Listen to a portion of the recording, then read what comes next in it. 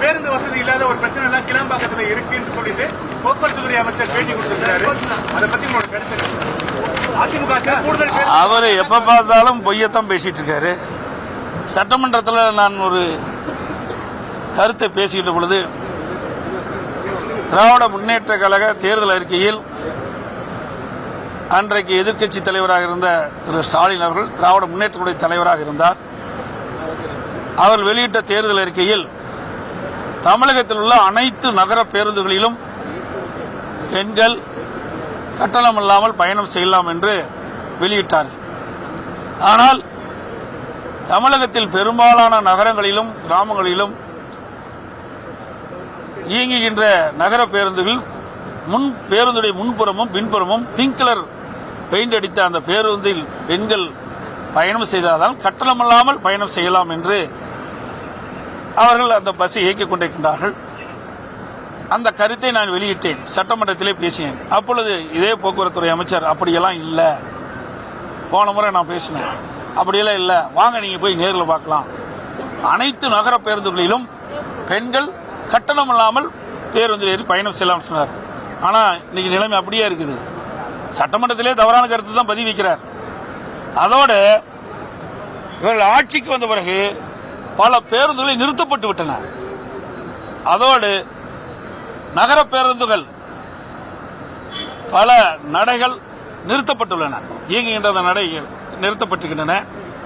அனைத்து இந்திய அண்ணா திராவிட முன்னேற்ற கழக ஆட்சியில் 10 ஆண்டுல சுமார் 15,000 பேருந்துகள் நாங்கள் புதிதாக வாங்கி இயக்கியிருக்கின்றோம்.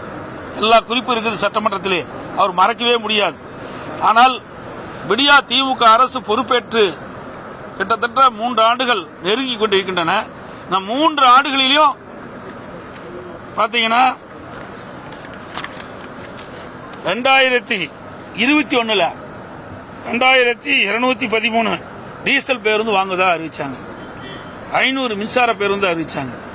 அதே 2022 2213 BS6 பேருந்து வாங்குவதா அறிவிச்சாங்க, 500 மின்சார பேருந்து வாங்குவதா அறிவிச்சாங்க. 2023 இதெல்லாம் போக்குவரத்து மானிய கோரிக்கையில் இடம்பெற்ற செய்தி தான்.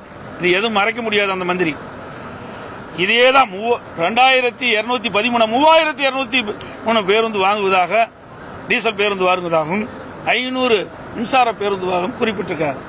இதுவரைக்கும் ஒரு 100 டீசல் பேருந்து வாங்கினதுதான் எங்களுக்கு கிடைத்த செய்தி.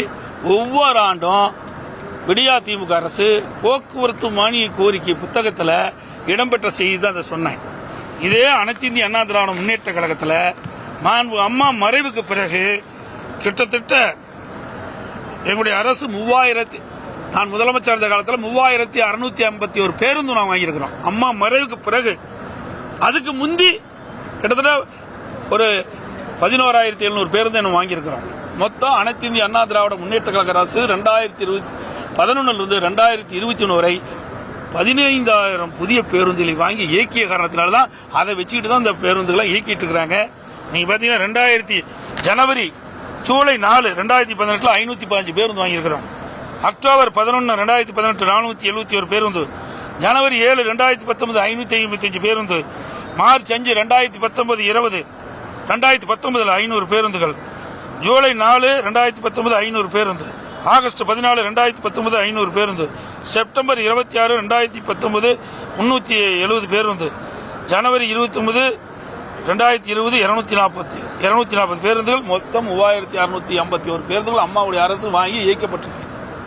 ஆனா இந்த அரசாங்கம் எவ்வளவு பேருந்து வாங்கி புதிதாக இயக்கப்பட்டு என்பதை நாடறியும், பத்திரிகையாளர் தெரியும், ஊடக நம்பர் தெரியும். இதெல்லாம் வருஷம் இந்த ஆட்சி பொறுப்பேற்று 2021 போக்குவரத்து மானிய கோரிக்கையிலையும் இதே தான் நான் சொன்னதுதான் கொடுத்திருக்காங்க. 2022 அதே பல்லவி தான், 2023 அதே பல்லவி தான் பாடியிருக்காங்க. எல்லா பேருந்துகளையும் தமிழ்நாட்டில் இருக்கிற ஓடுகிற பேருந்துகள்லாம் ஓட்ட வருஷ பேருந்து தான் இருக்குது. பல பேருந்துகள் ஒழுகுது, சில பேருந்துகள்லாம் டயரே சரியில்லைன்னு சிவகங்கையில் மாவட்ட ஆட்சியாளர்களை காட்ட போயிருக்காரு. பிரேக் ஷூ இல்ல, லைட் இல்ல. இன்னைக்கு ஓட்ட ஒரு சில பேருந்து தான் இன்றைக்கு இயக்கப்பட்டு வருகின்றது. பல பேருந்து நடுவிலேயே நின்று போயிருது. பயணிகளை வெளியே நிக்கிற காட்சியெல்லாம் ஊடகத்திலையும் பத்திரிகையிலும் பார்த்தோம். சார் இப்ப கவர்னர் இப்ப வந்து அவர் தான் வந்து நாட்டு பண்ணி சேர்க்கணும்னு சொல்லி கேட்டாரு. ஆனா கடைசி அவரே இல்ல சார், நாட்டு பண்ணி வசதி அவரே வெளியே போயிட்டாரு. அதை போய் அவர் தான் கேட்கணும். நீ பாக்குறீங்க சார் நீங்க இது சார் நீங்க மேதுக்கு ஆளுநர் தான் போய் கேட்கணும். நாங்க போய் ஆளுநர் கேள்வியை கேட்க முடியும். மோதல் போக்கு பாத்தீங்கன்னா பாஜக இல்லாத மாநிலங்களை மட்டும்தான் இந்த மாதிரி மோதல் போக்கை ஆளுநர்கள் கடைபிடிக்கிறாங்க. அதாங்க அரசுக்கும் மேதக ஆளுநருக்கும் இடையே இருக்கிற பிரச்சனை அவரிடத்தில் தெரியும். அவரிடத்துல கேட்டா தானே அதுக்கு உண்டான பதில் கிடைக்கும். நீங்களும் சிஎம்ஆ இருந்திருக்கீங்க, நீங்க எப்படி சார் பாக்குறீங்க? நாங்க இருக்கும்போது எந்த பிரச்சனையும் இல்ல, சரியா தான் இருந்தது. அதனாலதான் நான் சொல்றேன், அரசுக்கும் ஆளுநருக்கும் இருக்கின்ற பிரச்சனையை அவரிடத்தில் போய் கேட்டா தான் அந்த பிரச்சனைக்கு உங்களுக்கு விடை கிடைக்கும்.